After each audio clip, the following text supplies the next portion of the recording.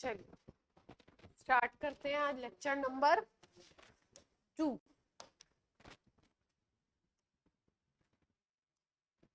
देखिए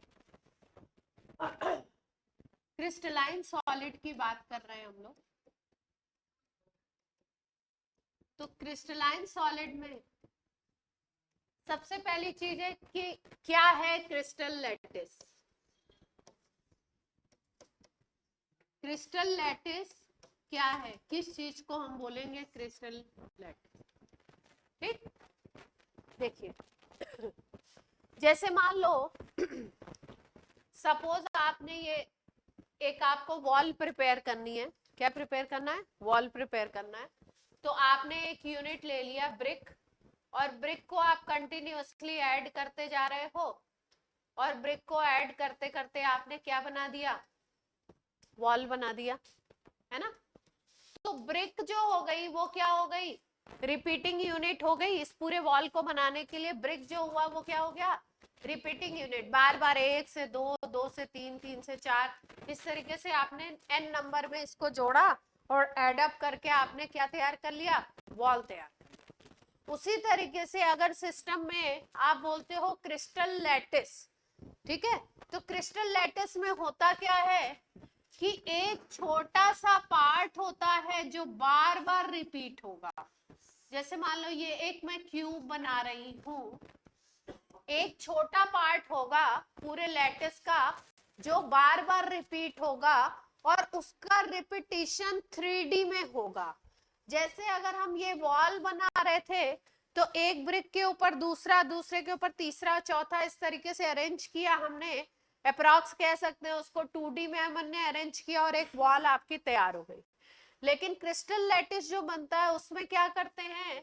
एक basic cell होता है, एक बेसिक पार्ट होता है जो ऊपर नीचे लेफ्ट राइट हर तरफ क्या होगा? रिपीट होगा। रिपीट करके बार बार जुड़ता जाएगा, और जुड़ने के बाद 3D अरेंजमेंट में ये जो बेसिक चीज है ये जोड़ने के बाद बनाती है क्रिस्टल लैटिस। ये जो बेसिक यूनिट है जो बार बार रिपीट होती है, उस बेसिक यूनिट को हम लोग नाम देते हैं यूनिट सेल। इस बेसिक यूनिट को क्या बोलेंगे हम लोग? Unit cell. इसका मतलब क्रिस्टल लैटिस कैसे बनेगा? यूनिट सेल का रिपीटिशन हो, बार बार यूनिट सेल आपस में बार बार जुड़ते जाएं। और कैसे जुड़े? 3D में। 3D का मतलब हर डायरेक्शन में आपस में जुड़ते जा रहे हैं, और जुड़ करके आपको क्या बना लिया इन्होंने? क्रिस्टल लैटिस बना लिया। क्लियर है पॉइंट इतनी बात? मान लो ये एक यूनिट सेल है, ये क्यूब यूनिट सेल है, ठीक है। इसको हम लोग बोलते हैं, इस यूनिट सेल को नाम देते हैं सिंपल क्यूबिक, क्यूब फॉर्म में है। अगर मान लीजिए इसके ऊपर एक क्यूब आ जाए, ऊपर की तरफ, इधर पीछे की तरफ एक क्यूब आ जाए, इधर दूसरे डायरेक्शन में इधर क्यूब, फ्रंट में क्यूब हो गया, बैक में हो गया, हर डायरेक्शन में इसके जितने साइड्स हैं सारे डायरेक्शन में एक एक क्यूब जोड़ता जाए, फिर और जुड़ते जाए और जुड़ते जाए, तो ये पूरा सिस्टम क्या बन जाएगा हमारा? Crystal lattice. एक क्रिस्टल बन जाएगा जिसको हम नाम क्या देंगे? Crystal lattice. रिपीटिशन किसका होगा? एक बेसिक यूनिट का रिपीटिशन होगा, जिस बेसिक यूनिट को हम लोग नाम देते हैं यूनिट सेल। ठीक है, तो डेफिनेशन लिखेंगे पहले। पॉइंट क्लियर हुआ? Online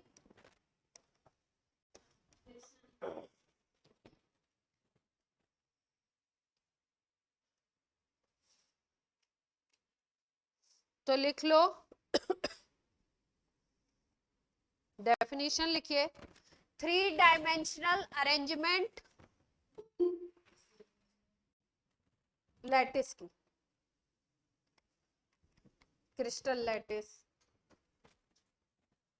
3 dimensional arrangement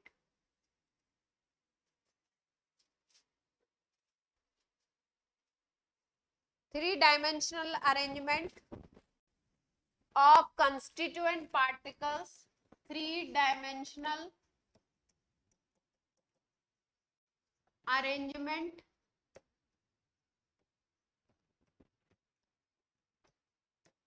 of constituent particles of constituent particles. Rajat, कुछ नोट करने की जरूरत नहीं है, सब कुछ लिखा है last year. Of constituent particles in a crystal,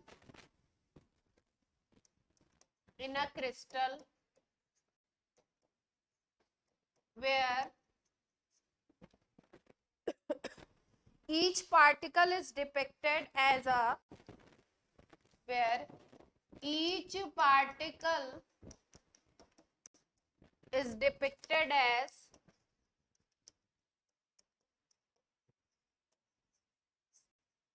lattice point. Each particle is depicted as lattice point is called crystal lattice.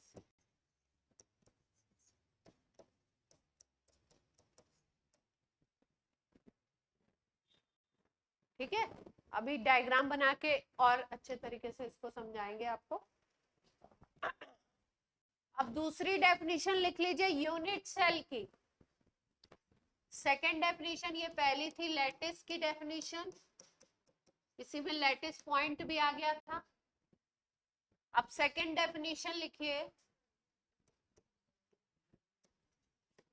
Unit cell. Second definition लिखिए यूनिट सेल की। Smallest geometrical pattern, smallest geometrical pattern. अलग अलग book में definition थोड़ी सी language अलग हो सकती है, मतलब वही है। Smallest geometrical pattern of crystal, smallest geometrical pattern of crystal which can be used as repetitive unit, which can be used as repetitive unit, repetitive unit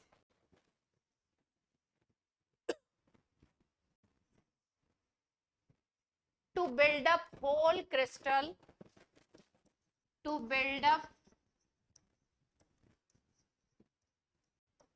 whole crystal is called unit cell, is called unit cell.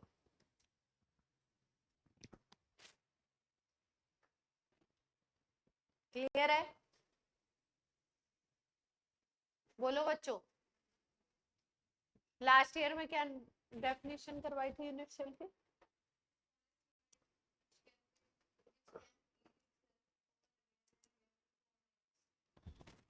वो ज्यादा simple थी। ठीक, note हो गई definition? Definition note हो गई? जैसे मान लो, ध्यान से समझो, यूनिट सेल कई तरीके के हो सकते हैं। क्यूब हो सकता है, क्यूबॉइड हो सकते हैं, बहुत सारे शेप पढ़ेंगे हम। हमने एक एग्जांपल प्राइम लिया है क्यूब का, है ना। मान लो ये यूनिट सेल है, ठीक। तो इस यूनिट सेल में ऊपर की तरफ भी एक यूनिट सेल हो गई, इधर भी, इधर भी, इधर भी, और भी बहुत सारे जुड़े हुए आपस में। क्यूब क्यूब क्यूब क्यूब आपस में पूरा अरेंज होकर के क्या बना लिया, हमारा क्रिस्टल लैटिस बना लिए। तो ये बन गया अपना यूनिट, ठीक। अब ये यूनिट सेल जो है, क्योंकि क्रिस्टल है तो क्रिस्टल या तो एटम से बना होगा, या मॉलिक्यूल से बना होगा, या आयन से बना होगा। कल हमने टाइप्स पढ़े थे, या तो मॉलिक्यूलर क्रिस्टल होगा, आयनिक क्रिस्टल होगा, मेटेलिक क्रिस्टल होगा, जिस भी तरीके का। तो उसमें एक बेसिक चीज होगी, जैसे मेटेलिक क्रिस्टल है तो उसमें M plus M plus M plus होंगे, है ना। अगर आपका आयनिक क्रिस्टल है तो उसमें M प्लस X माइनस हो सकता है, मतलब कोई माइनस वाला एंटाइटी होगी, कोई प्लस वाली एंटाइटी होगी। अगर आपका मॉलिक्यूलर क्रिस्टल है तो उसका जो छोटा पार्ट होगा वो क्या होगा, मॉलिक्यूल होगा। अगर एटॉमिक क्रिस्टल है तो उसमें एटम्स होंगे, है ना। तो ये एटम्स जिस जिस जगह पे प्रेजेंट होंगे, मान लो कि कोई ऐसा जी, ये जो यूनिट सेल है इसको सबसे पहला यूनिट सेल मतलब प्राइम बोलते हैं, क्यूबिक बोलते हैं, या इसी को बोलते हैं सिंपल क्यूबिक। ये यूनिट सेल का एक टाइप है, क्यूबिक या सिंपल क्यूबिक बोलते हैं इस यूनिट सेल को, या प्रिमिटिव भी बोलते हैं।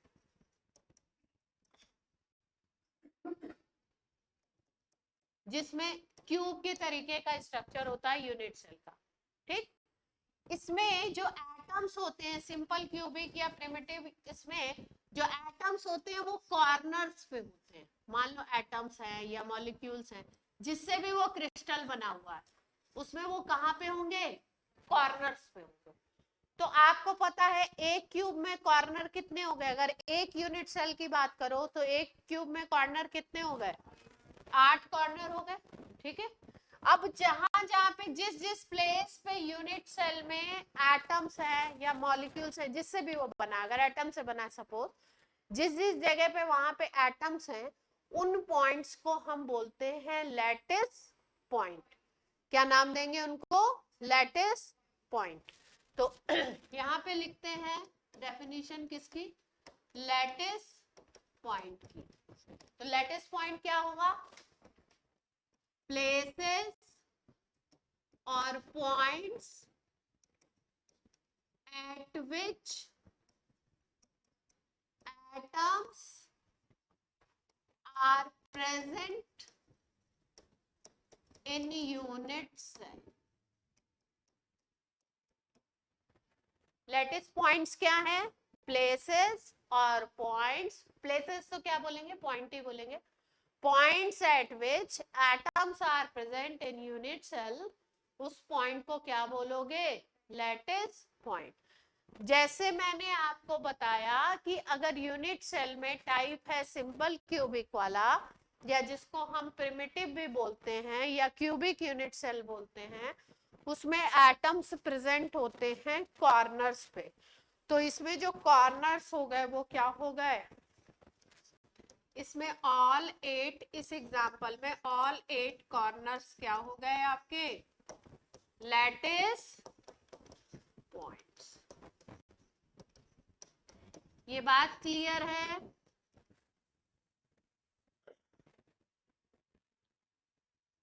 हम्म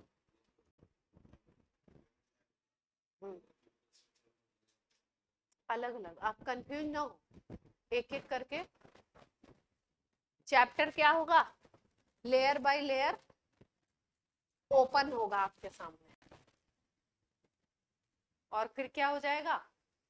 अभी हमारे पास दो इंफॉर्मेशन आई, क्रिस्टल लैटिस क्या होता है, दूसरी थी यूनिट सेल क्या होती है, तीसरी इंफॉर्मेशन थी लैटिस पॉइंट क्या होता है। क्लियर है यहां तक की बात, ऑनलाइन ऑफलाइन।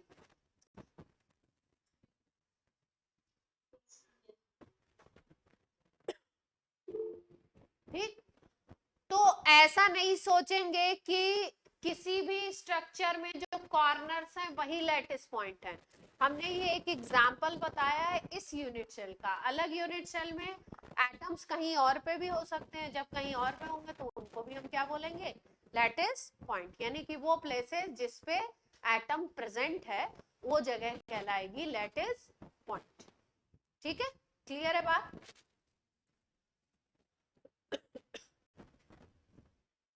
नोट हो गया, नेक्स्ट उस पे चले।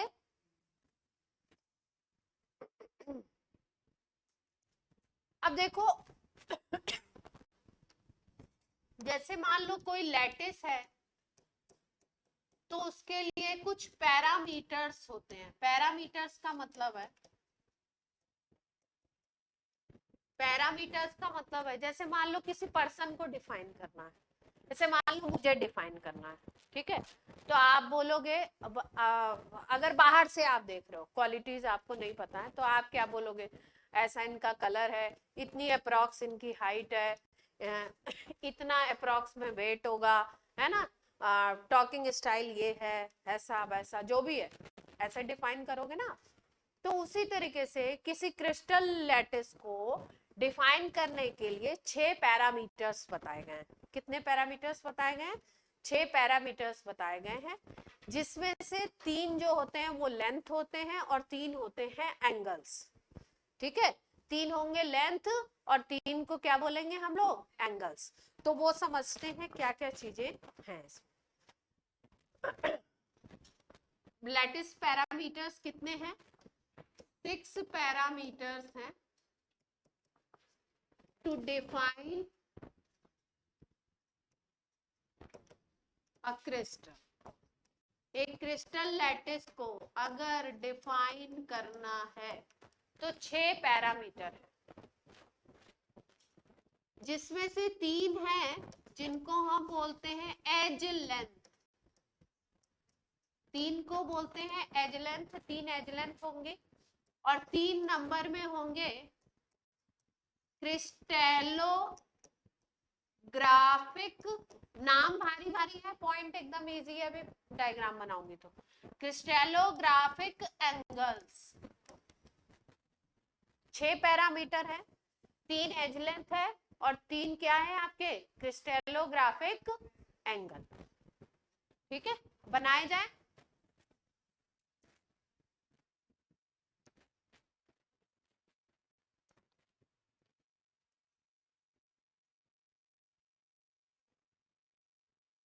पूरा बोर्ड विजिबल है सबको?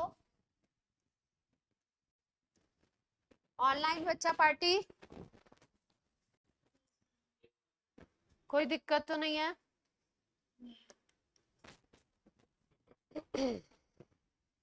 बुक की तरह बनाना था ना, पैसे वाला, इसकी भी दिक्कत होती है।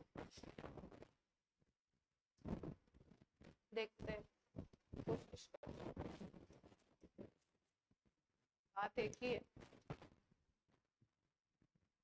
विजुलाइज करने में थोड़ी सी।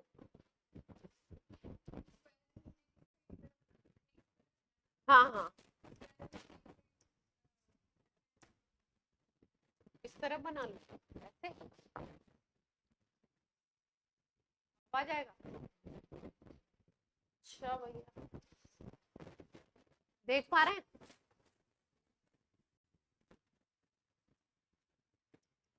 अब देखो, मान लो आप मानते हो 3 एक्सिस ले लो, है ना?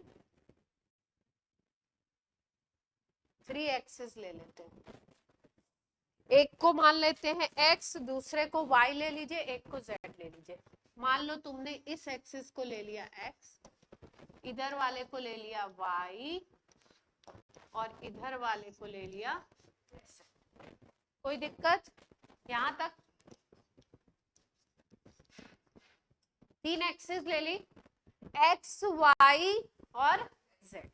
ठीक, x एक्सिस में जो लेंथ है, x एक्सिस में जो लेंथ है उसको मान लो x एक्सिस में जो ये लेंथ आएगी इसको एज लेंथ बोलेंगे, y में जो लेंथ आएगी इसको भी एज लेंथ बोलेंगे, z में भी जो लेंथ आएगी उसको भी क्या बोलेंगे? एज लेंथ बोलेंगे। अगर मानते हैं तीनों अलग अलग है या तीनों सेम भी हो सकती है, अलग अलग क्रिस्टल में अलग अलग होती है। तो x एक्सिस में जो एज लेंथ है उसको हम नाम देते हैं a। ये यहां से लेकर के यहां तक का ये जो पॉइंट है इसको हमने नाम क्या दिया? a। y एक्सिस में जो है ये एज लेंथ यहां से लेकर के यहां तक की, इसको हमने क्या नाम दे दिया? b। ये अलग अलग एज लेंथ है। और एक तीसरी z एक्सिस में भी हो जाएगी, यहां से लेकर के यहां तक की, ये वाली जो है ये क्या हो गई? c। कोई दिक्कत? तो आपका x एक्सिस के अलोंग जो था उसको a बोल दिया, y एक्सिस के अलोंग जो था b बोल दिया, c एक्सिस के अलोंग, z एक्सिस के अलोंग जो था उसको क्या बोल दिया? c बोल दिया। ये 3 एज लेंथ होंगी, a b c 3 edge length होंगी। ठीक है, x एक्सिस के अलोंग को a नाम दिया है, y एक्सिस के अलोंग b दिया है, z एक्सिस के अलोंग c दिया। आप अलग अलग नाम भी दे सकते थे, किसी और एक्सिस के अलावा कोई और दे सकते थे, पर हम लोग पैटर्न क्या फॉलो करते हैं, जो बुक बताती है उसके हिसाब से, कि जो क्वेश्चन की फॉर्मेटिंग होती है वो भी ऐसे ही सोच करके होती है, तो इसलिए जो रेगुलर पैटर्न चलता है बुक्स में वही चलाते हैं। एक्स के अलोंग ए, वाई के अलोंग बी, जेड के अलोंग जो लेंथ मिली उसको हमने क्या बोल दिया, सी। कोई दिक्कत? अब इसमें 3 क्रिस्टलोग्राफिक एंगल होते हैं, जैसे मान लो ए और बी के बीच के एंगल की बात करो, ठीक है, फिर उसके बाद एक एंगल होगा बी और सी के, ए और सी के बीच का, एक एंगल होगा बी और सी के बीच का, एक होगा ए बी के बीच का, दूसरा होगा बी सी, और तीसरा होगा ए और सी के बीच का। तो 3 क्रिस्टलोग्राफिक एंगल होंगे, कौन कौन से को क्या क्या नाम दिया है याद कर लेते हैं। 3 ये एज लेंथ थी, अब हम बात कर रहे हैं 3 क्रिस्टलोग्राफिक एंगल की, वो कौन कौन से होंगे। एक को बोलेंगे अल्फा, दूसरे को बोलेंगे बीटा, तीसरे को बोलेंगे गामा। कौन कौन से ये याद कर लेते हैं। जैसे ए और बी के जो बीच में होगा ना, ए एज लेंथ और बी एज लेंथ के बीच में जो होगा उसको, उस एंगल को हम बोलते हैं गामा। ए और बी के बीच वाले को क्या नाम देते हो, गामा। फिर आपका हो गया बी और सी के बीच में, ये ऑर्डर याद रखो, जैसे ए बी सी था ना, तो ए और बी था तो कौन सा एंगल आ गया, गामा आ गया। अब हमने लिया बी और सी, यानी कि सेकंड और थर्ड को लिया, तो कौन सा एंगल आ जाएगा, अल्फा। और फिर लास्ट में कौन सा बचता है, ए और सी के बीच का एंगल लोगे तो कौन सा आ जाएगा, बीटा। कोई दिक्कत? ऑनलाइन अपने डायग्राम में बना लो क्रिस्टलोग्राफिक एंगल। ए और बी के बीच में कौन सा लिया है, गामा।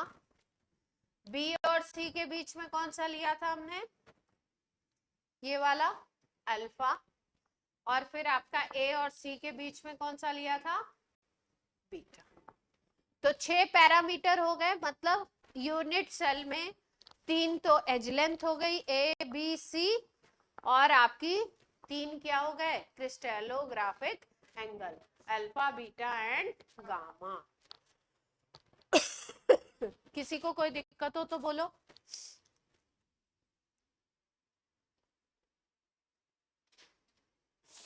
क्या लास्ट ईयर के नोट्स नहीं है क्या, या प्रॉपर नहीं बने थे, तो उस पे पढ़ा दिया होगा पुराने।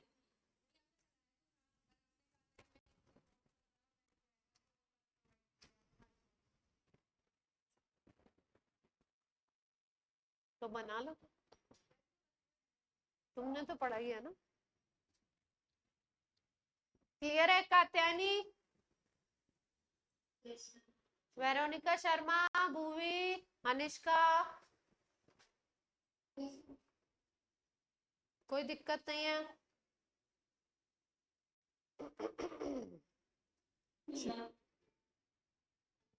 अब हम लोग पढ़ लेते हैं टाइप्स ऑफ क्रिस्टल, कितने टाइप के क्रिस्टल हमको मिलेंगे, है ना। और इसमें थोड़ा सा कहाँ पे क्रिस्टलोग्राफिक एंगल कैसा होगा तो क्या मिलेगा, है ना, ऐसा ये सब देख लीजिए।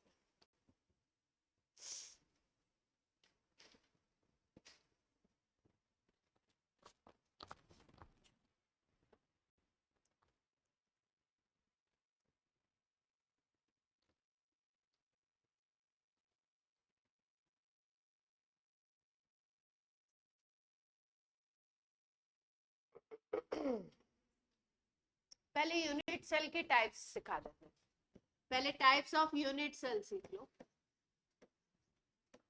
टाइप्स ऑफ यूनिट सेल सीख लो, फिर और जो कॉम्प्लेक्स चीजें, कॉम्प्लेक्स नहीं है, इजी है, बेसिकली याद करनी है थोड़ी सी, ये सब थोड़ा सा याद करना पड़ेगा। पहले सीख लेते हैं टाइप्स ऑफ यूनिट सेल।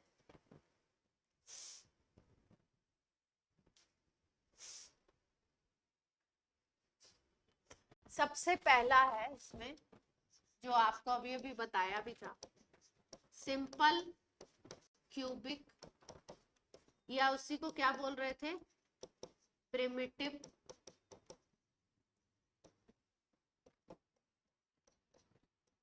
या आप क्यूबिक यूनिट सेल भी बोल सकते हैं ना।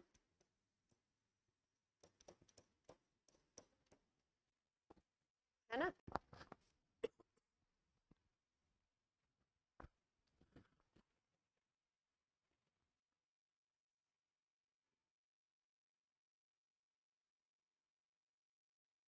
ठीक है, क्यूब अगर जहां सिस्टम होगा वहां क्यूब लेंगे। हाँ क्यूबॉइड।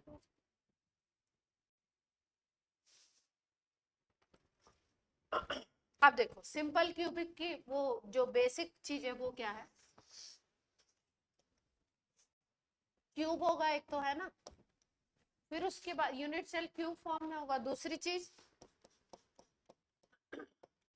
जो एटम्स होंगे या जो पार्टिकल्स होंगे, एटम्स और कंस्टिट्यूएंट पार्टिकल्स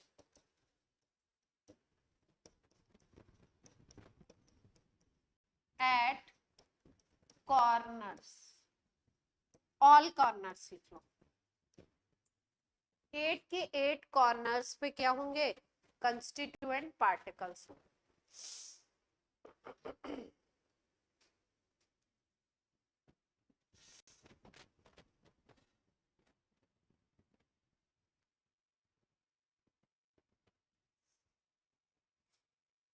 ठीक, डायग्राम बना लिया जाए, कुछ खास बात नहीं है। क्यूब बनाना है सिंपल, यहाँ पे एटम होगा, यहाँ पे, यहाँ पे।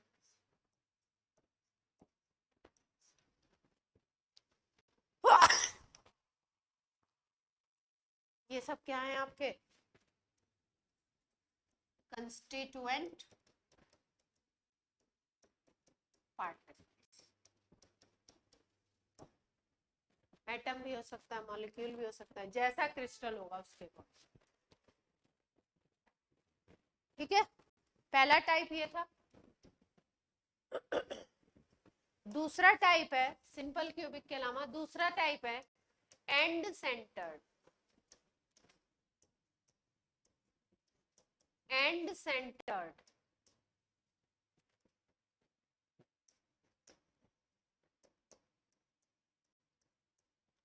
And centered unit cell. Yes, end centered ना लिखो, सेंटर्ड लिखो। एंड तो इसका एक टाइप है। सेंटर्ड यूनिट सेल, सेंटर्ड में 3 नाम लिख लो, नेक्स्ट स्लाइड पे एक्सप्लेन करती हूँ। एक को बोलोगे फेस सेंटर्ड,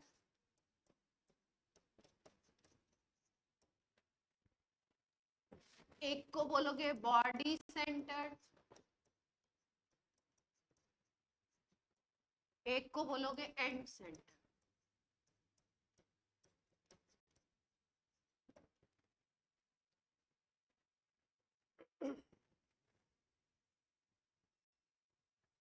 जहां पे लिखा है सेंटर्ड यूनिट सेल, वहां पे लिखो, मेरे पास जगह नहीं है पर मैं यहीं पे लिखूंगी, तो आपको भी कैसे मैनेज करके यहीं पे लिखना पड़ेगा। सेंटर्ड यूनिट सेल जहां पे लिखा है उसमें उसमें क्या होता है कि कॉर्नर्स के अलावा कुछ और भी पॉइंट्स होते हैं जिसपे कि पार्टिकल प्रेजेंट होगा। जैसे सिंपल क्यूबिक या प्रिमिटिव या क्यूबिक यूनिट सेल जिसको आपने बोला, उसमें पार्टिकल केवल कॉर्नर पे होगा। क्यूब के केवल कहां पे होगा, कॉर्नर पे। जो यूनिट सेल है उसके केवल कॉर्नर पे प्रेजेंट होगा। लेकिन जो सेंटर्ड यूनिट सेल है इसमें पार्टिकल्स आर प्रेजेंट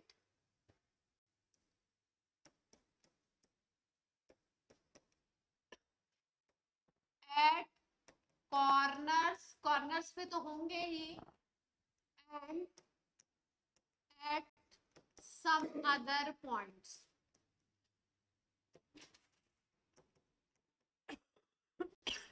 कॉर्नर के अलावा कुछ और पॉइंट्स पे भी होगा, कॉर्नर पे तो होगा ही होगा।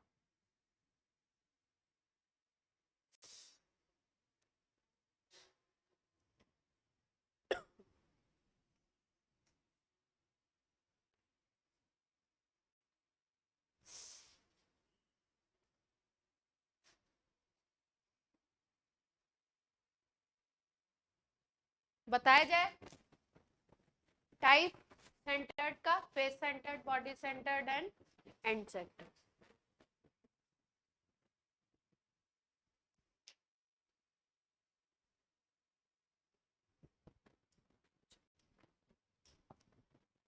इसमें सबसे पहला है कौन सा टाइप, फेस सेंटर,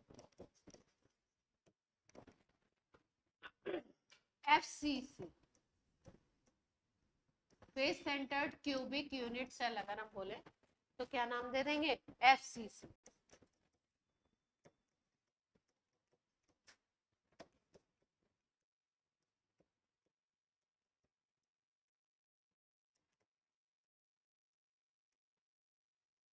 क्या बोल दिया हमने इसको, FCC। ठीक। फेस सेंटर्ड में क्या होगा, देखो पार्टिकल्स कहाँ पे होंगे,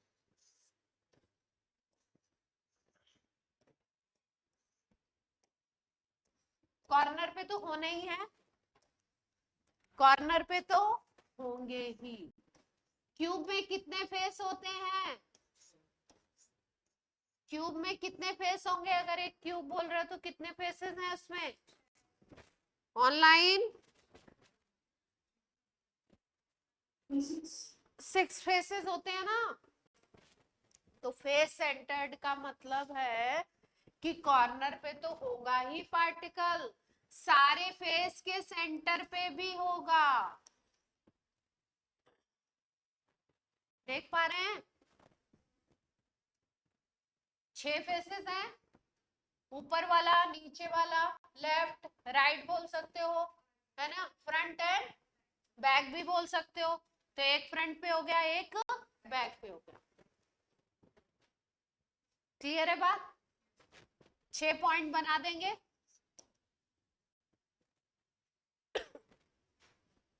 तो एटम्स कहाँ कहाँ पे हो गए, एटम्स एट ऑल 8 कॉर्नर्स भी हैं, और दूसरी चीज है एटम्स एट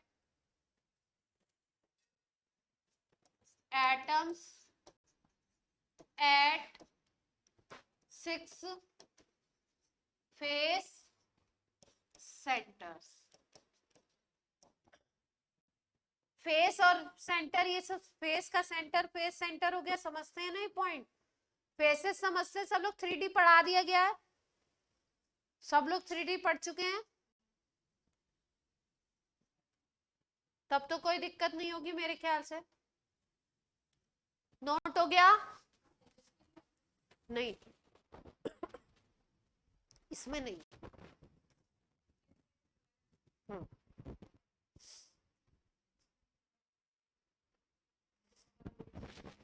हो गया, बोलो भैया।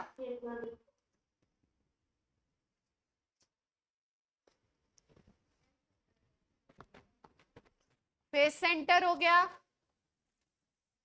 दूसरा टाइप है बॉडी सेंटर्ड, सेकेंड टाइप कौन सा है, body centered cubic unit cell अगर बात कर रहे हैं,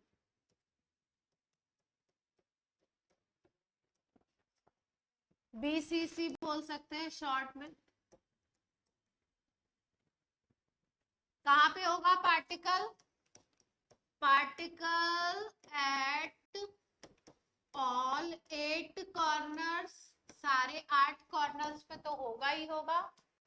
और कहां पे होगा, particle at centre of cube, जो यूनिट सेल है उसके सेंटर पे भी होगा, सेंटर ऑफ यूनिट सेल।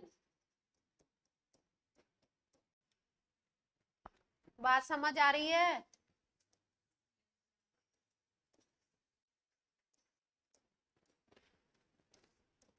आठ कॉर्नर पे रख दिए एटम्स। आप सुंदर डायग्राम बनाएंगे, मैंने अगर गंदा बना दिया है तो। और एक कहाँ रख दें? इस क्यूब के बीच में रख दो, क्यूब का जो भी सेंटर होगा उस पे रख दें एक एटम को। ये है, ये रख दिया, इधर रख दिया। कोई दिक्कत बच्चों? तो बॉडी सेंटर में क्या याद रखना है? सारे 8 कॉर्नर्स पे, और कहाँ पे?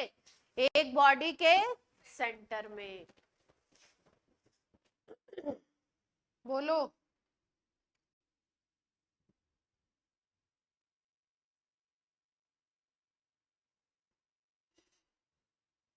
एंड सेंटर बता दें। नोट हो गया? वेरोनिका नोट हो गया क्या बच्चे?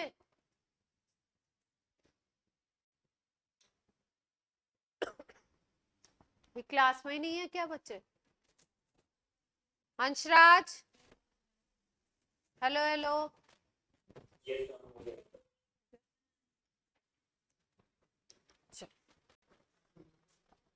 तीसरा आ जाते हैं किस पे? And centre. अगर क्यूबिक है तो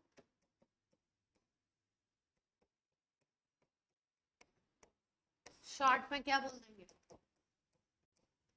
ईसीसी बोल सकते हैं। ठीक, अब देखो कहाँ पे होंगे पार्टिकल्स? ऑल 8 कॉर्नर्स पे तो होने ही है।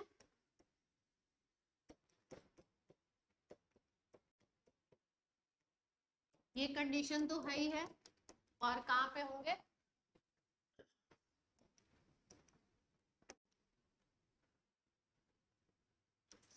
एट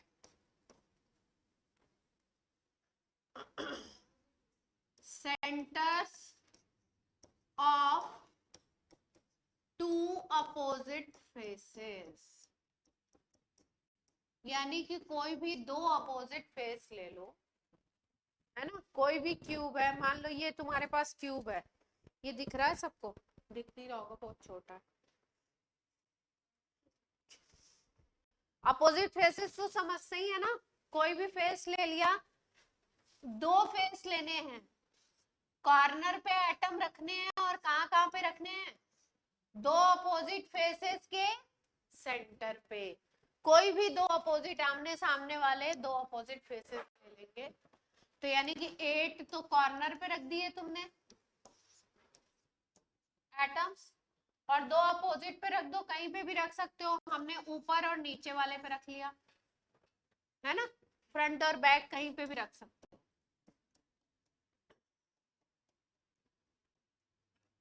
बना लीजिए।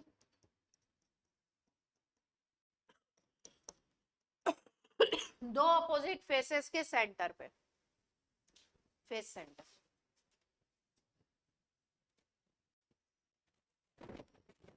और कोई टाइप था? और कोई था? तीन ही थे।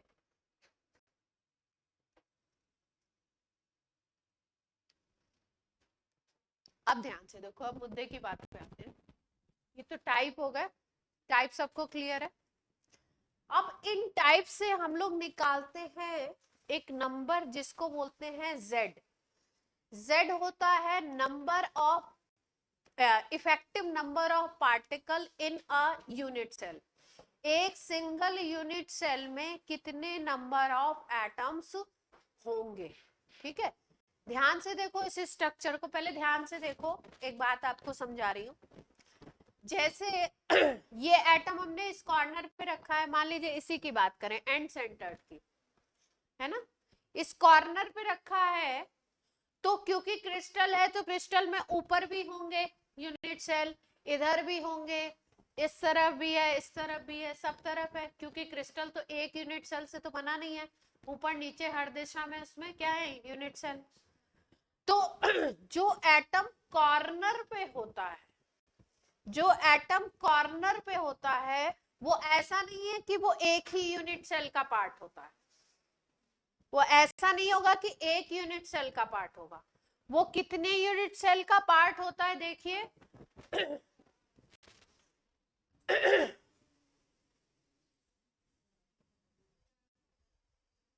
चार का होगा, ध्यान से देख, वैसे तो 8 का होता है, तुम्हें 4 दिख रहा है। ध्यान से देखो, अगर कॉर्नर का एटम है, किसी भी कॉर्नर वाले को देखो,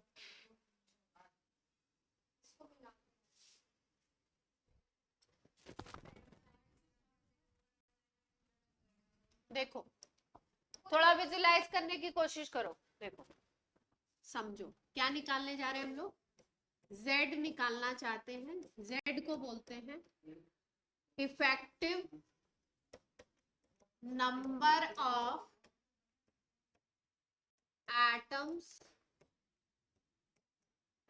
और पार्टिकल्स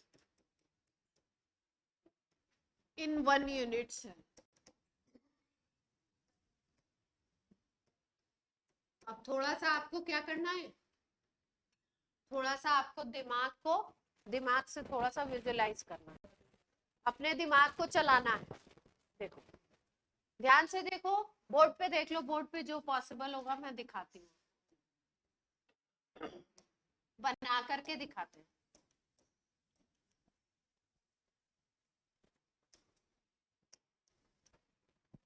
मान लो इस कॉर्नर एटम की बात करना है, कोई भी एक कॉर्नर का एटम पकड़ते हैं, उससे देखते हैं कि वो कितने में है। ठीक, तो देखो ये आपका एटम है, ठीक, ये एक यूनिट सेल है, इसके सामने की तरफ एक यूनिट सेल होगा, इधर की तरफ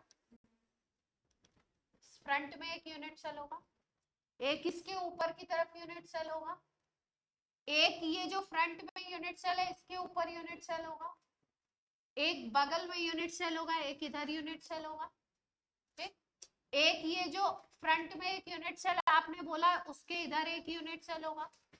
4 यूनिट सेल तो आपको एक लाइन में ही दिख गए, और 4 जस्ट इसके ऊपर होंगे, 4 जस्ट इसके ऊपर होंगे, 2D में नहीं दिख रहा है आपको, देखो ध्यान से, जैसे मान लो आपने ये आपके, हाँ मैच बॉक्सेस होते हैं ना, इनको अगर आपने ले लिया, और आपने कितने ले लिए, 8 ले लिए है ना, और इस तरीके से, पता नहीं इनको ऑनलाइन में दिख रहा है नहीं दिख रहा, ऑनलाइन वालों को दिख रहा है, ये देखो दो,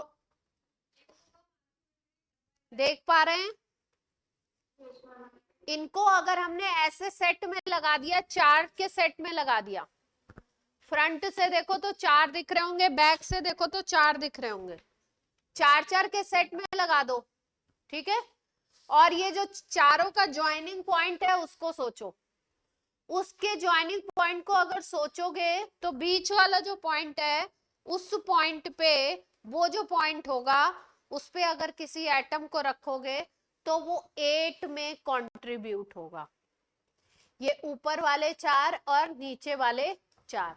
आप इस तरीके से इमेजिन करो कि आपने 4 क्यूब एक लाइन से रख लिए और 4 क्यूब नीचे की तरफ उसमें रख लिए, 8 क्यूब का आपने सेट बना लिया, और बीच में बिल्कुल जो ज्वाइनिंग पार्ट है चारों का, जो भी उस चारों क्यूब से जो क्यूब बनेगा उसका जो सेंटर बनेगा उसको सोचो, अगर उस पे आप एटम रखोगे तो ध्यान से आप देखोगे तो आपको ये पता लगेगा कि वो 4 जो एक एटम है वो ऊपर के 4 और नीचे के 4 क्यूब में डिवाइड होगा।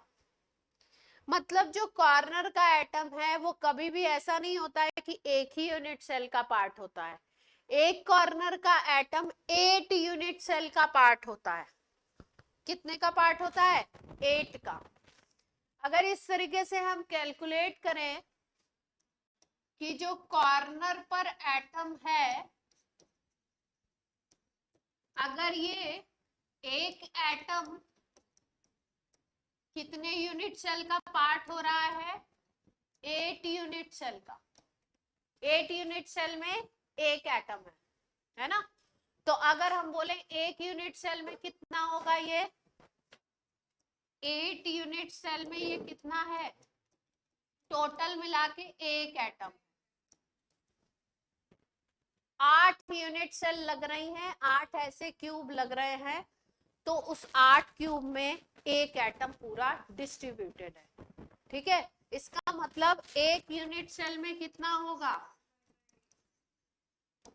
1/8 एटम। यानी जिस कॉर्नर, जिसको आप जिस भी एटम को, जिस भी पार्टिकल को आप कॉर्नर पे रखते हो, वो कितने में डिस्ट्रीब्यूटेड रहता है 8 यूनिट सेल में डिस्ट्रीब्यूटेड होता है। ये पॉइंट क्लियर हुआ या नहीं? नहीं हुआ तो बोलिए, कोई डायग्राम डाला है?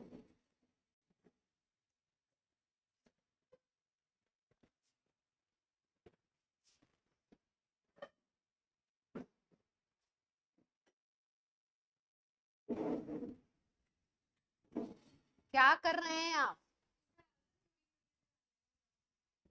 हाँ,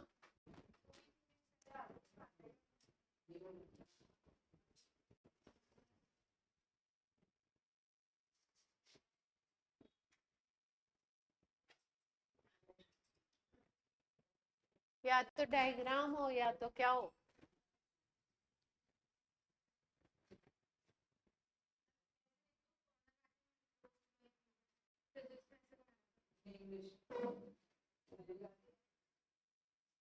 अरे वो आपको रटी रटाई लैंग्वेज से याद हो ही जाएगी, वो तो मैं बता ही दूंगी कि कॉर्नर वाला 1/8 कंट्रीब्यूट करता है ना?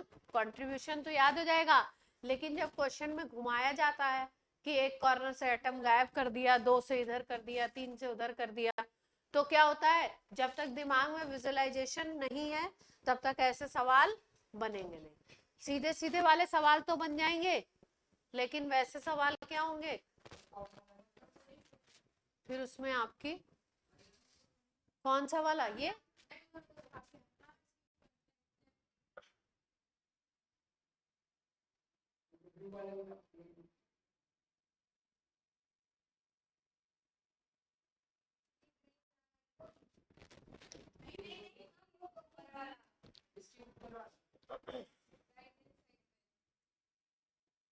कौन सा, ये भी तो है। सब नहीं बोलेंगे, ये वाला खुश।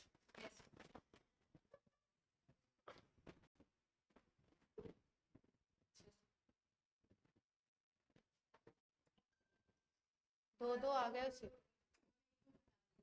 ओवरलैप हो गई।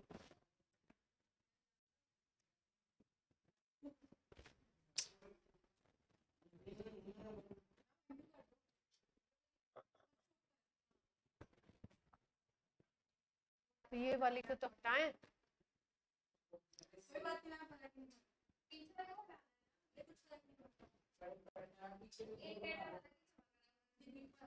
पीछे वाला चमक रहा है ना?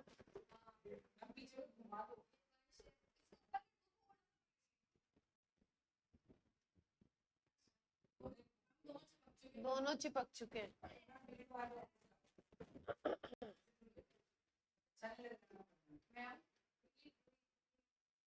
दोनों हो जाएंगे।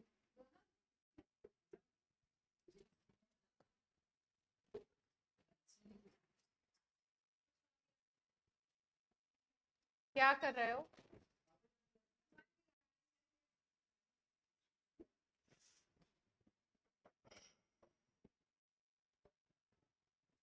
एक साथ सब ना बोला करें। आप क्या करते हैं, सब लोग एक साथ बोलने लगे।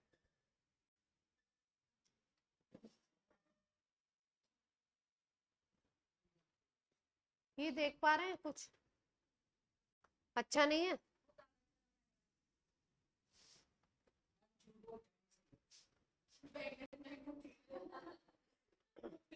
बैगन को मत देखो, इसको देखो।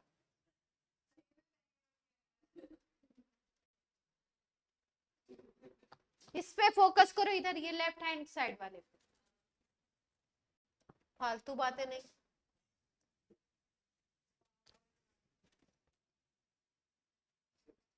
फालतू बात नहीं करनी। चलो बोर्ड पे देखो,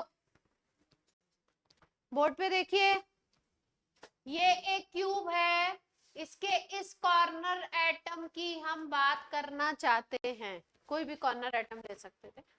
इस कॉर्नर एटम की अगर बात करो तो ये कॉर्नर एटम देखिए, इसमें तो है ही है, ये वाले क्यूब में, इसके बगल वाले ये जो एडजेसेंट क्यूब है इसमें भी है, देख पा रहे हैं एडजेसेंट क्यूब दिख रहा है। फिर इसके जो पीछे वाला ये क्यूब है, इस क्यूब के जस्ट पीछे की तरफ उसमें भी है। ये वाला जो फ्रंट वाला क्यूब है दिस, ये वाला, इसके जस्ट पीछे एक क्यूब है, उसमें भी कंट्रीब्यूशन है इसका। और इसी तरीके से ऊपर की तरफ भी 4 क्यूब होंगे इसके ऊपर, इधर उसके पीछे बैक में एक ये क्यूब, एक ये वाला और एक इधर वाला। तो 4 क्यूब ऊपर की तरफ हो गए और 4 क्यूब कहाँ हो गए, नीचे, है ना। इसका मतलब ये जो कॉर्नर का एटम है ये कितने यूनिट सेल में, एक क्यूब को हम बोल रहे हैं 1 यूनिट सेल, तो कॉर्नर का एटम, एक एटम 8 यूनिट सेल में डिस्ट्रीब्यूटेड है। इसका मतलब अगर सिंगल यूनिट सेल की बात करो तो उसमें कितना उसका कंट्रीब्यूशन हो गया, 1/8 हो जाएगा। कोई दिक्कत कोई प्रॉब्लम? अब समझ आ गई बात? अब ऑनलाइन वाले बोलेंगे तब मैं आगे बढ़ूंगी।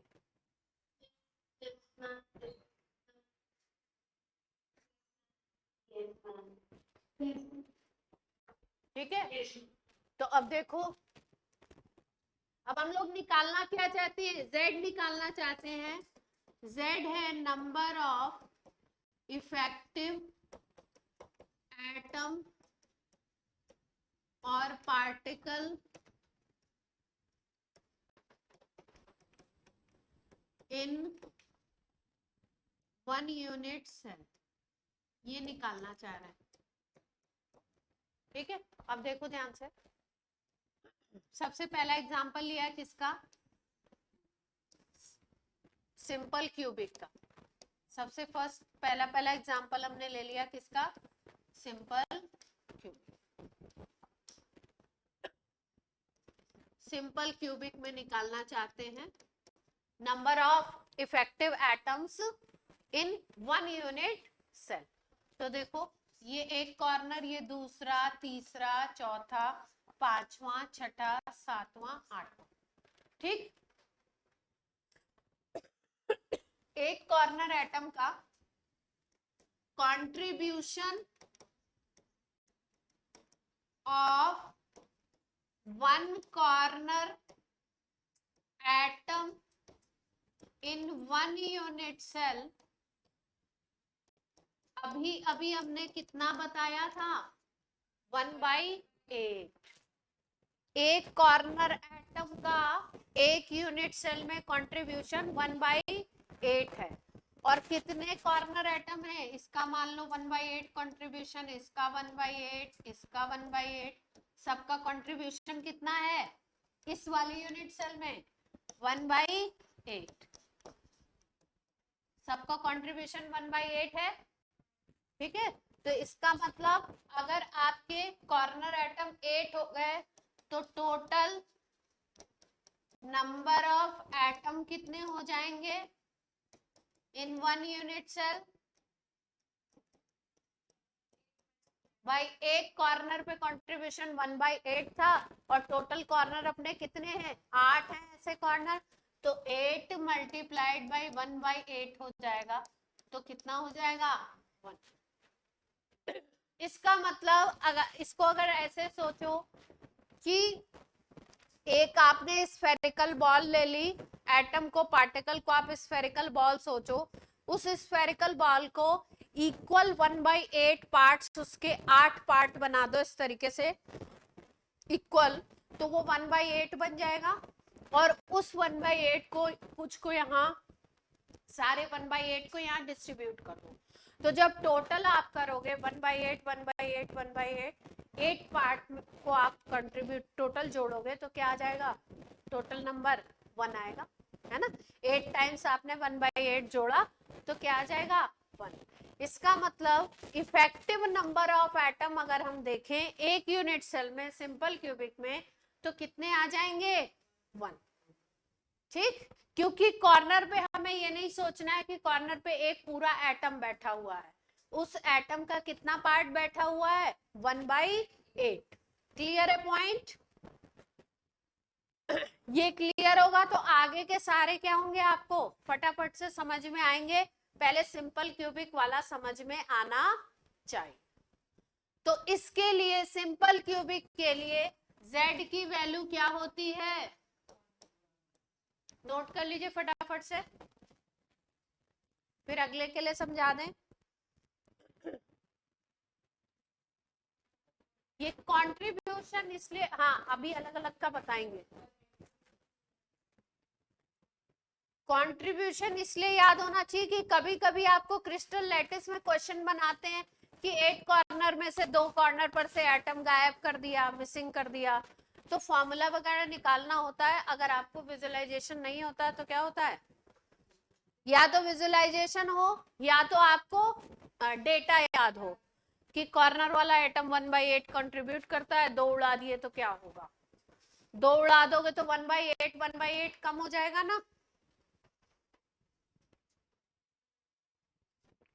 कोई क्रिस्टल बना दें जिसमें से कोई ऐसा डिफेक्ट हो जाए जिसमें से 2 जगह से एटम उड़ा दे, गायब हो जाए, तो 2 1/8 कम हो जाएंगे।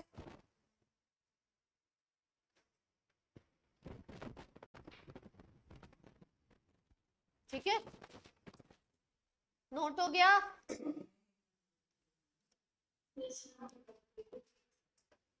सिंपल क्यूबिक में हो गया। चलो दूसरा वाला करते हैं, बॉडी सेंटर, BCC, Z निकालना है ना। बॉडी सेंटर्ड में एक कहानी तो वही है कि सब कहां पे हैं, कॉर्नर पे तो है ही सब के सब, और एक कहां पे है, एक बिल्कुल सेंटर में। तो यूनिट सेल के जो बीच में होगा, किसी क्यूब के अंदर अगर किसी बॉल को रख दो आप, है ना, तो वो बॉल किसी दूसरी यूनिट सेल में थोड़ी कंट्रीब्यूशन करेगी, वो तो उसके अंदर है ना। ये बात सबको क्लियर है। एक क्यूबिक यूनिट सेल है, उसके अंदर अगर आपने कोई एटम रख दिया उसके सेंटर पे, तो वो तो उसी में रहेगा, वो तो किसी और यूनिट सेल में जाएगा नहीं। यानी कि जो बीच में एटम है उसको कंट्रीब्यूशन क्या हो जाएगा, एक यूनिट सेल में पूरा एक होगा वो। ये बात सबको क्लियर है। ये जो बीच वाला एटम होगा जिसको हमने सेंटर पे रखा है, क्यूब के सेंटर पे, वो कहीं और कंट्रीब्यूट नहीं करेगा, इसी यूनिट सेल में होगा पूरा का पूरा। तो इसका मतलब कॉर्नर वाले का क्या हो गया, कॉर्नर वाले का कंट्रीब्यूशन तो सेम टू सेम है, कितना है, 1/8 इंटू 8 दैट इज 1। ठीक, और जो बॉडी के सेंटर पे है, बॉडी सेंटर पे जो है उसका कंट्रीब्यूशन कितना है, एक यूनिट सेल में पूरा एक है, तो उसका कंट्रीब्यूशन पूरा हो गया 1। तो टोटल अगर Z बोलोगे, number effective number of atom कितने हो जाएंगे, एक तो ये पूरा पूरा और ये वाले एक हो गए, ये टोटल मिला के एक हो गए, तो 2 हो जाएगा। Z इज इक्वल टू, बोले बच्चों, किसी को कोई दिक्कत हो इस पॉइंट में तो बोल दो।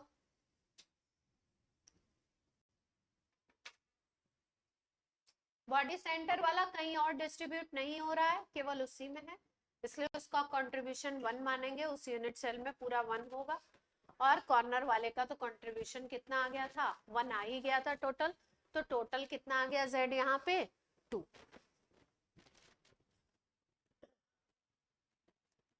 नोट हो गया तो बोलिए तीसरे पे आ जाए।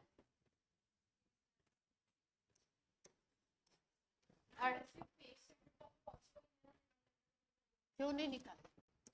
अभी निकालते, निकालेंगे धनाधन। अब किसका कर रहे हैं?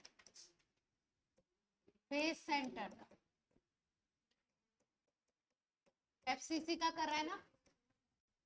देखो अब ध्यान से देखो, एक तो कॉर्नर हो गया, तो कॉर्नर का तो पता ही है आपको सबको, कॉर्नर का तो वही है,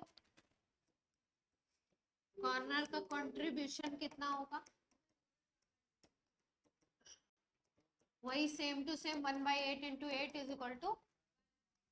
अब फेस सेंटर पे देखते हैं, देखो ध्यान से, मान लो यहां पे तुमने रखा है,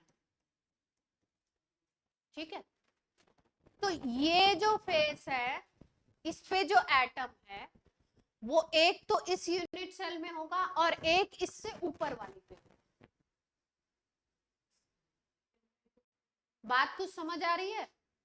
ये वाला जो फेस के सेंटर पे जिसको आपने रखा, वो फेस सेंटर वाला किस पे होगा?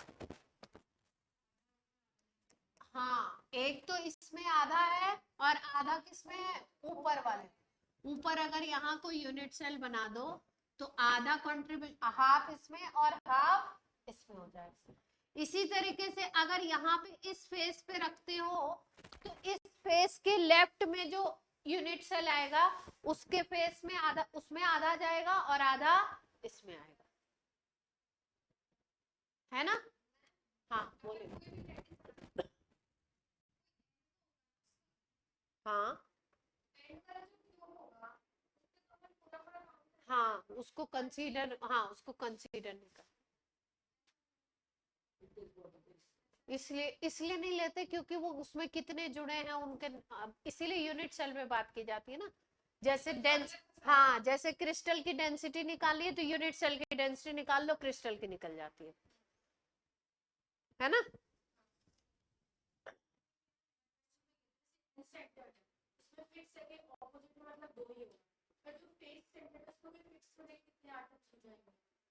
होंगे ना सारे फेसेस पे, 6 फेसेस पे। हाँ, ये बात समझ में आ रही है?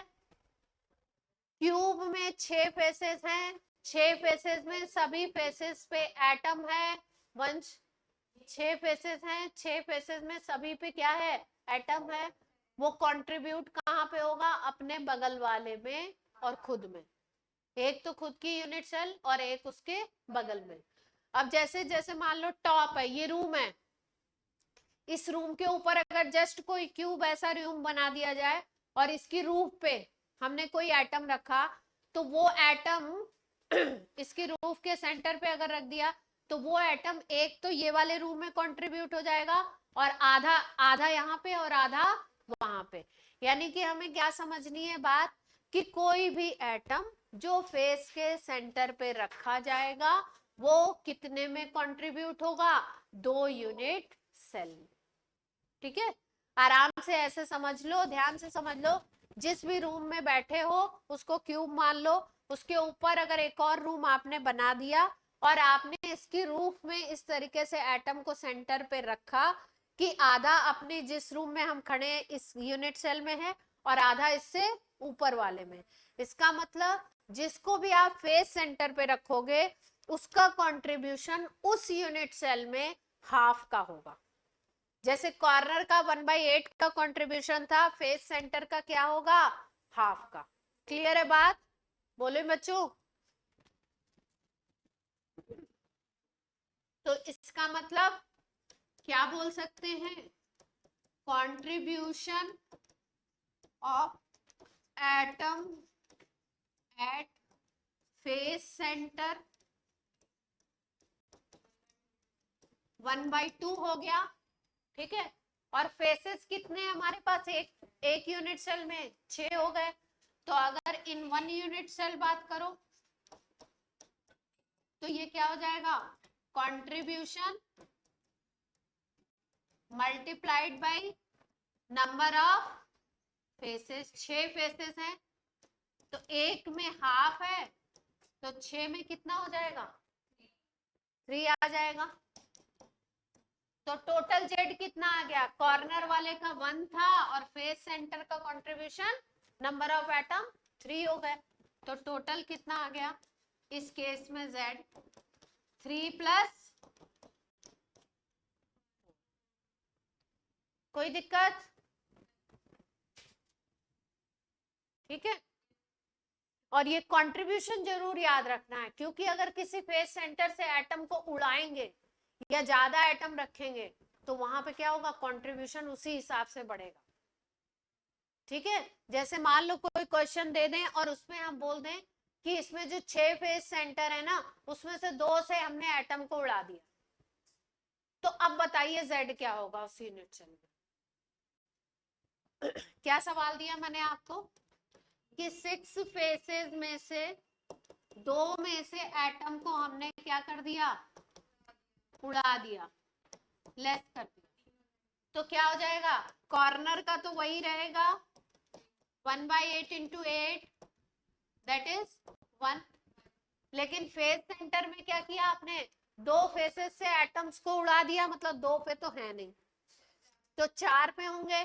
तो 4 पे होंगे तो क्या हो जाएगा? फेस सेंटर पे क्या हो जाएंगे?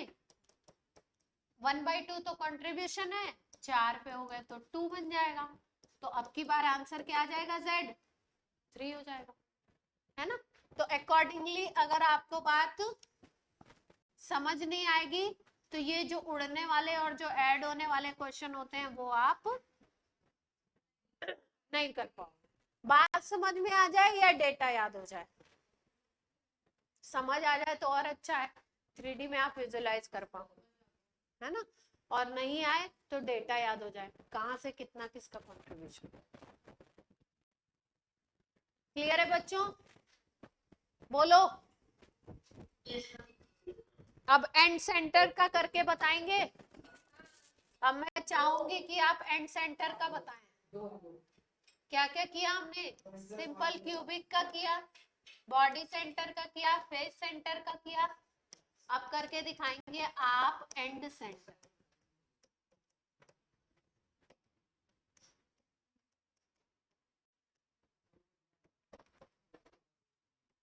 एंड सेंटर का करके बताइए, जल्दी से निकालिए, कैलकुलेट करिए, कॉपी में मैं देखूंगी। मैं डायग्राम बनाइए सस्ता सुंदर टिकाऊ और करके दिखाइए। तन्मय करिए।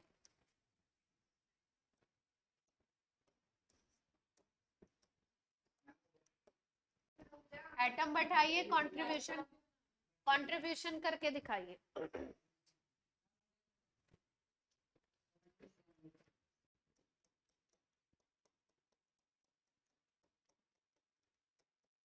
कितना आया आंसर? 2 कैसे आ रहा है?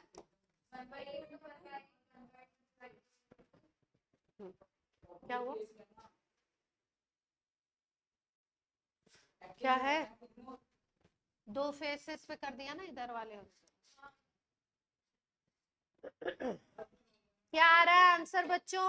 हंसराज,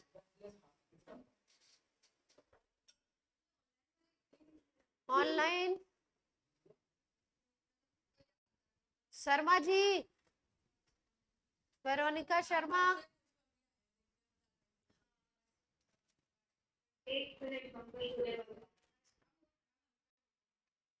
क्या है आंसर?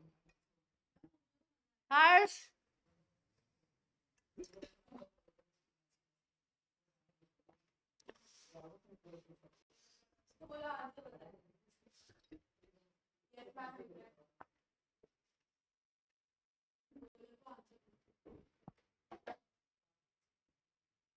मूवी आया, मान्या 2 आ रहा है। सही है, सही आ रहा है। क्या किया हमने? 2 ही फेसेस पे बोला था ना एंड में, 2 अपोजिट फेसेस पे। तो कॉर्नर का तो पता ही है 1/8 इंटू 8 कॉर्नर है। और आपका फेस सेंटर कितने हो गए? फेस सेंटर आपके 2 हो गए और कंट्रीब्यूशन कितना था? 1/2। तो आंसर क्या आ गया? 1+1 कितना आ गया? कोई ऐसा जिसको नहीं समझ में आया तो बेझिझक पूछ ले। शर्माने की जरूरत नहीं है कि दूसरों को आ गया हमको नहीं आया।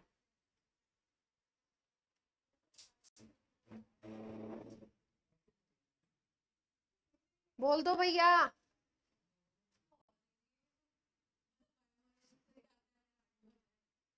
इजी है ये, टफ नहीं है। कुछ चीजें याद करेंगे बस हो जाएगा मामला सेट। बोलो भाई।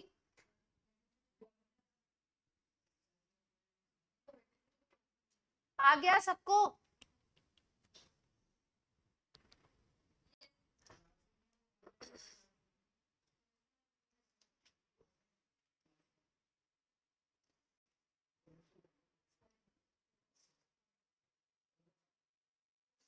नहीं सुनोगे आप लोग? वंश कहाँ भेजूं मैं तुम्हें?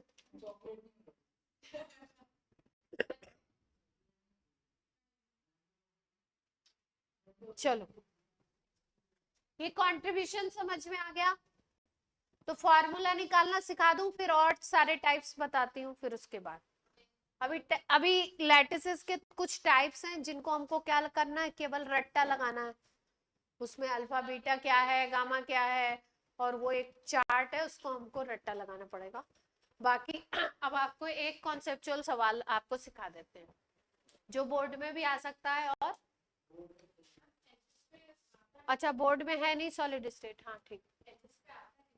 हाँ आ सकता है, क्यों नहीं आ सकता। अच्छा, formula of Shanti, formula of compound निकालना है। हाँ, जो क्रिस्टल है उसका फॉर्मूला देना है, सिंपलेस्ट फॉर्मूला ऑफ कंपाउंड बताना। ठीक है, बताया जाए, सवाल बताएं जैसे। देखो ध्यान से, एक करके बताते हैं फिर आप लोग हमें एक दो करके बताएंगे। पहले मैं एक करके बताती हूँ। जैसे मान लीजिए आपके हमारे पास सवाल है, बोला इन्होंने कि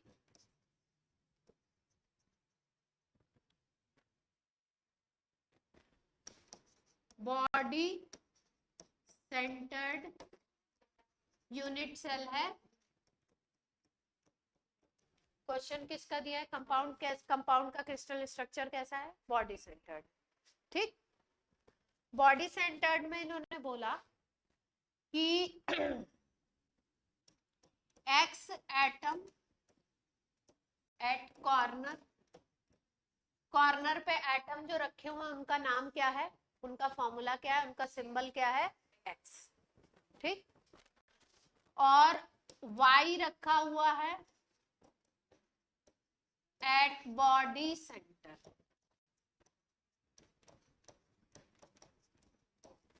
ठीक, अब आपको बताना है इस कंडीशन में कि इसका कंपाउंड का, जिसका ये क्रिस्टल है, इसका सिंपलेस्ट फॉर्मूला क्या होगा।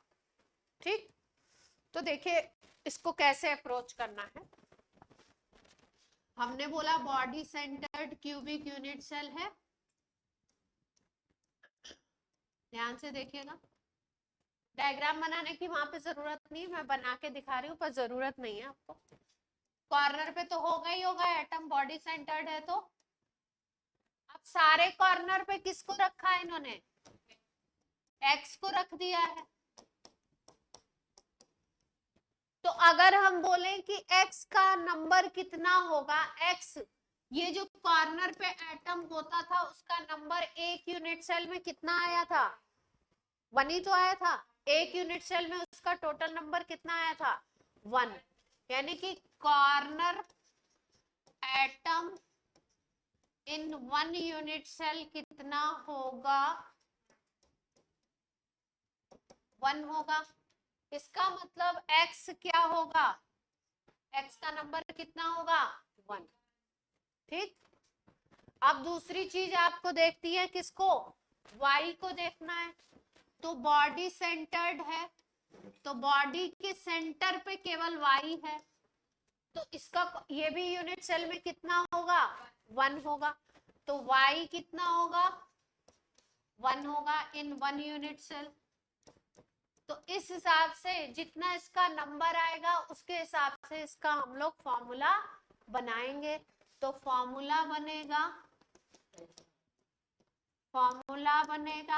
x1 y1, और 1 1 लिखते नहीं है तो फॉर्मूला क्या बन जाएगा,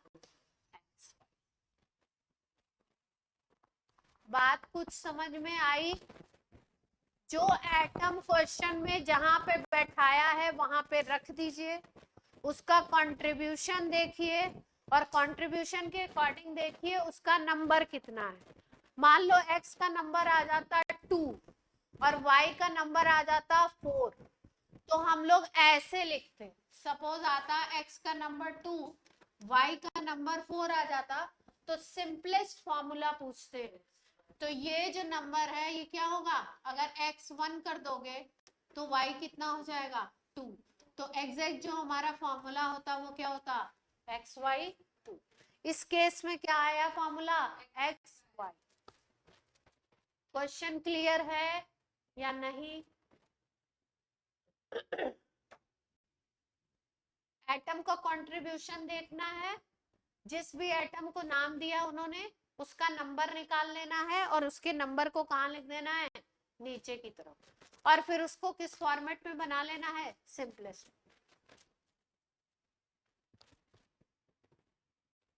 बोलिए बच्चों।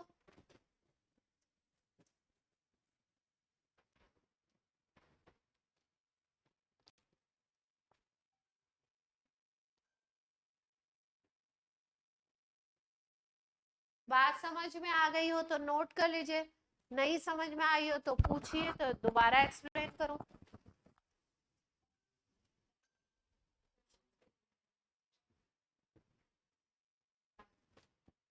साक्षी सैनी, पलक, मान्या, बात क्लियर हुई? सवाल कर, जेई का सवाल करेंगे, सस्ता सुंदर टिकाऊ, एकदम इजी सवाल है। अब क्योंकि देखो और कॉन्सेप्ट पे बढ़ सकते थे, पर मैंने सोचा चलो एक टाइप का क्वेश्चन तो इसके साथ साथ ही करा लेते हैं। वैसे शुरू में पहले सारे टाइप्स बता दिए जाते हैं एक साथ। बोल दें एक क्वेश्चन, बोल दें। चलिए करते हैं एक सवाल बढ़िया सा।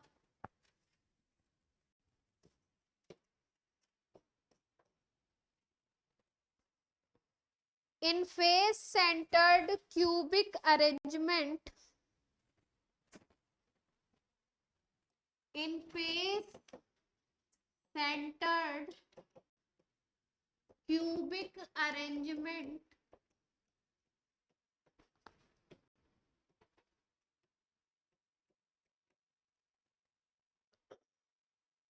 of x and y atoms, of x and y atoms, in which x atoms are at the corners, in which x atoms are at the corners, x को corners पे रखा है, and y atoms are at the face center, and y atoms are at the face center.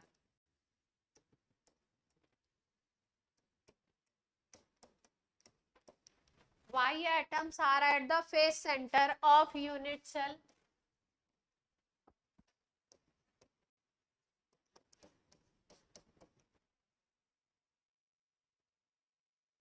One of the X atom is missing from the corner. One corner.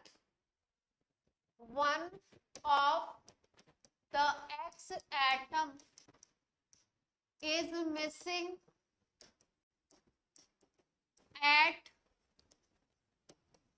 One corner, then calculate, या derive भी लिख सकते हैं, calculate formula of compound, formula of compound. चलो निकालो।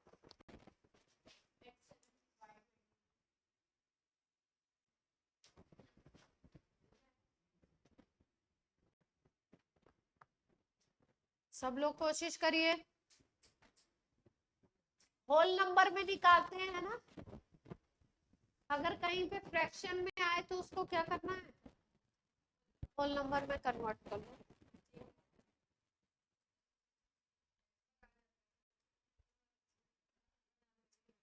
हाँ, किस्मत अच्छी होगी तो ऐसे इजी सवाल आ जाएंगे। अब आपकी किस्मत कैसी है वो तो वक्त बताएगा, वक्त बताएगा। चलो कोशिश करिए सब लोग, नहीं आएगा तब मैं बताऊंगी, जिसका आंसर आता जाए वो बताता जाए। ऑफलाइन में वंश तुम मत निकालो आंसर, बस लड़कियों से बातें करो। कहाँ लिखा है तुमने, कोई कंट्रीब्यूशन कुछ नहीं लिखा, लिख के करना है।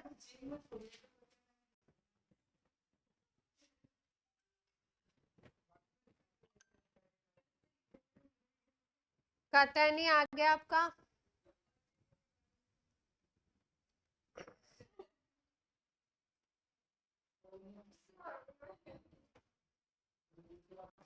हाँ करता नहीं, आपका आंसर सही है। और लोग भी निकालें। कितना आया वो भी आपका, x7y24। और लोग बताएं, कोशिश करें। भाई वो जरूर बोलेगा बच्चा जिसको समझ नहीं आ रहा होगा क्वेश्चन को कैसे अप्रोच करें।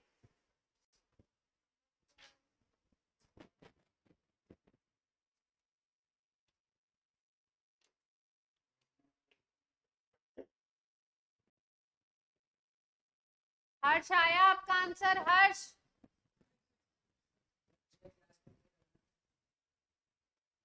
हाँ वेरोनिका बोलिए। x7/8/3 उसको उसमें कर दो।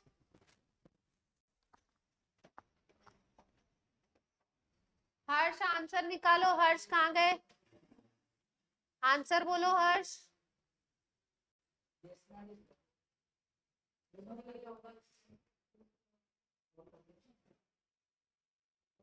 यस मैम मत लिखो, आंसर बताओ हर्ष।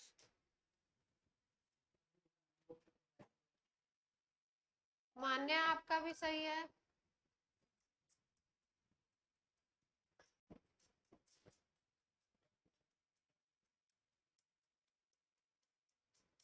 होल नंबर में आंसर, आज आपने होल नंबर में कैसे बनाया इसको, होल नंबर में तो गड़बड़ कर दिया। अच्छा आपने ऐसे कर दिया, नहीं बच्चे ऐसे नहीं करना आंसर, आज निकाला आपने सही है लेकिन लास्ट में गड़बड़ी करी। देखो देख लेते, एक्स कहाँ पे था, एक्स कहाँ पे था, कॉर्नर पे था,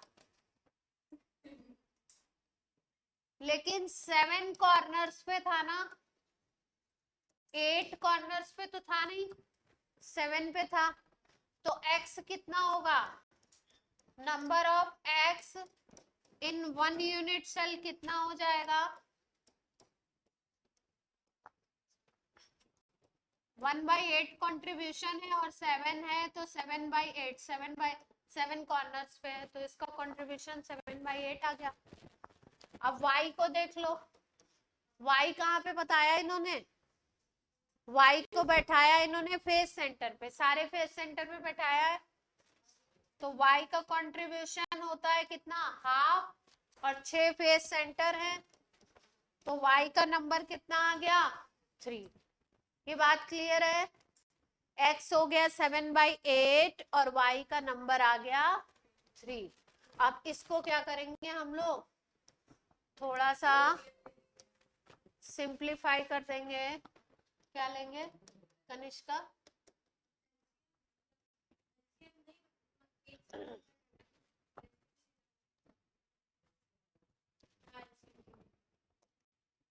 x कितना आया था 7/8 और y आ गया कितना 3, पर आंसर हमारे इस तरीके से नहीं थे ऑप्शन में, तो ये 8 का मल्टीप्लाई इधर कर सकते हैं, है ना, 8 का मल्टीप्लाई दोनों में कर दो, तो यहाँ 7/8 है, 8 से मल्टीप्लाई कर दिया, और यहाँ पे 3 है, 8 से मल्टीप्लाई कर दिया, दोनों में करना पड़ेगा।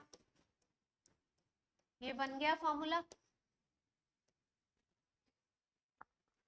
तो आंसर क्या बन गया अपना?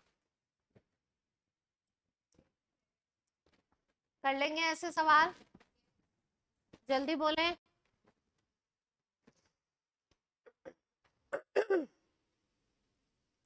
ऑनलाइन बच्चा पार्टी बोल दीजिए फटाफट तो आगे चले। अंशराज, अब बात क्लियर हुई?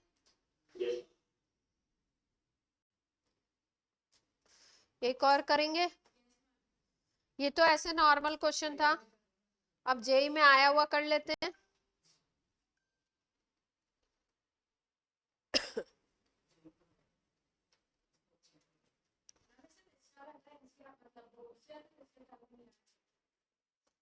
हाँ,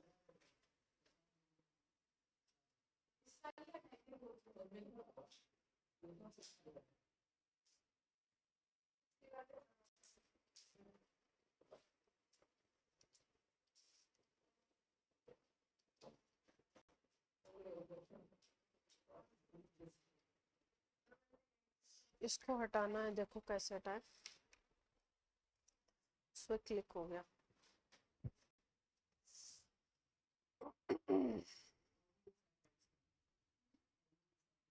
क्या हटाए पहली बार, क्या क्या क्या करे थे? सॉलिड स्टेट पहली बार थोड़ी हटा है, पहले से हटाओ, बोर्ड में पहले से हटा हुआ है।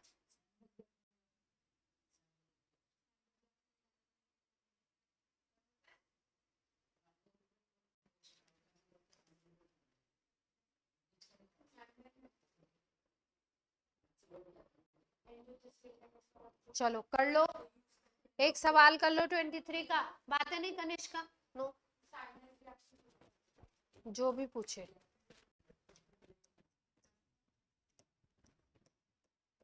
एक कर लो फॉर्मूला बेस, क्यूबिक सॉलिड है, सब लोग कोशिश करेंगे, जिसको नहीं आएगा वो पूछेगा। Is made of 2 elements,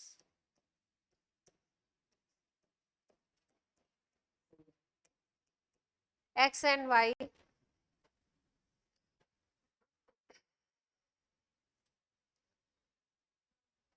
x and y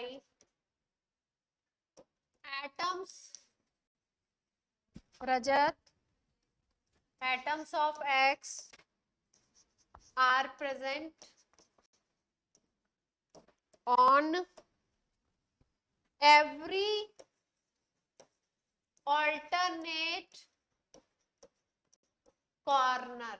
language समझ आ रही है? ऑल्टरनेट कॉर्नर का क्या मतलब है? एक पे है, फिर अगले पे नहीं है, फिर अगले पे है, फिर अगले पे नहीं है, ऐसे करके ऑल्टरनेट कॉर्नर पे है।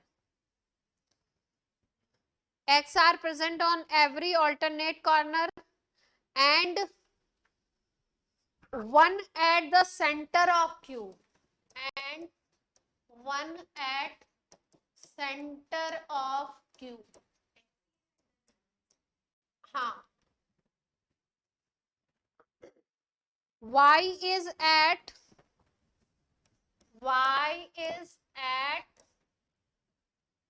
1/3 of total faces। y कहाँ पे है? टोटल जितने फेसेस होते हैं उनके 1/3 पे है। एम्पेरिकल फॉर्मूला निकालना है, एम्पेरिकल फॉर्मूला। हाँ, मैं ऑप्शंस भी लिख देती हूँ। x2y 1.5, x 1.5 into y, x y 2.5 और x 1.5 y 2। फॉर्मेट देख लो।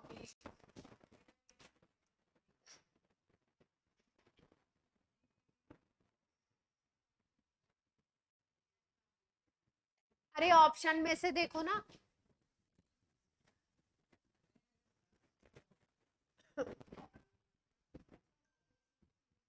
आंसर बोलिए अपना अपना, कोशिश कीजिए।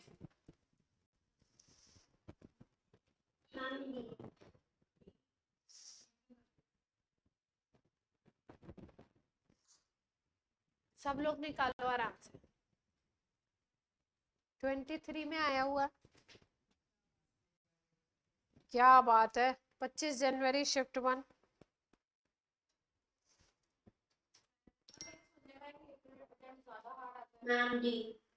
डी। हाँ बोलिए, आंसर बोलिए अपने अपने।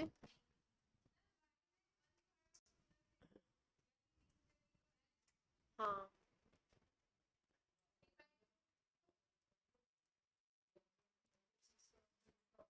हाँ, 3/2 हो गया।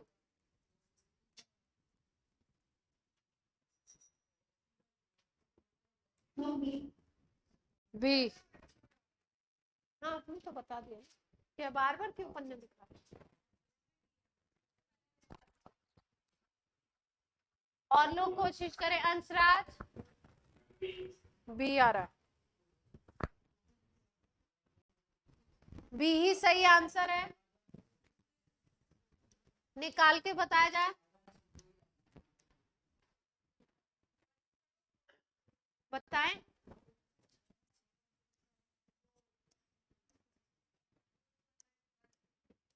क्या बोला था इन्होंने लैंग्वेज में? एक्स को कहाँ रखा हुआ है? हाँ, एक्स को रखा है ऑल्टरनेट कॉर्नर पे। यहाँ पे है, फिर यहाँ पे नहीं है, फिर यहाँ पे है, फिर यहाँ पे नहीं है, फिर यहाँ पे है, फिर यहाँ पे नहीं होगा, है ना? अब किस पे रख ले? ये वाला। हाँ। तो 8 कॉर्नर है और अल्टरनेट पे है, इसका मतलब कितने कॉर्नर्स पे एक्स है? 4। तो एक्स जो कॉर्नर पे है उसका नंबर कितना हो जाएगा? 1/8 इंटू 4। 4 कॉर्नर पे रख दिया तो कितना आ जाएगा आंसर? 1/2 आ गया, हाफ, है ना? और x कहाँ पे है? बॉडी के सेंटर पे भी तो था। बॉडी सेंटर पे तो कंट्रीब्यूशन कितना होगा? 1 हो जाएगा। यानी कि x का टोटल नंबर 1 + 1/2 हो गया, 3/2 आ गया। और y के बारे में क्या इंफॉर्मेशन है? और y है आपका 1/3 फेसेस पे, है ना? तो इसका मतलब 1/3 कितने फेसेस पे हो गया?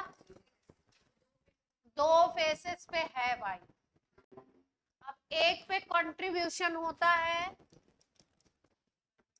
इसका कंट्रीब्यूशन अगर देखें और उसके हिसाब से निकालें, एक पे होता है हाफ, तो 2 फेसेस पे अगर है तो कितना आ जाएगा? 1। तो x आ गया आपका 3/2। x क्या आ गया? 3/2 और y कितना आ गया? 1। तो 1.5 और 1 ये आ गया ना आंसर, इसी फॉर्मेट में दिया है। बच्चों क्लियर है बात? सबको आ गया?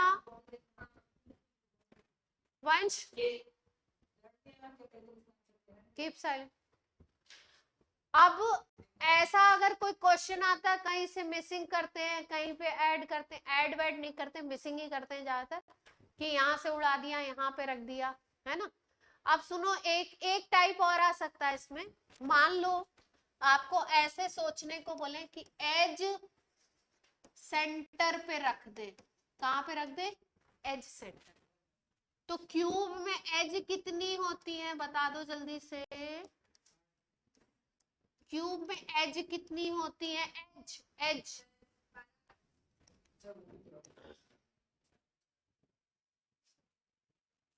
एज कितनी होती है, अब मुझे क्या पता, आप बताओ क्यूब में कितनी होती है।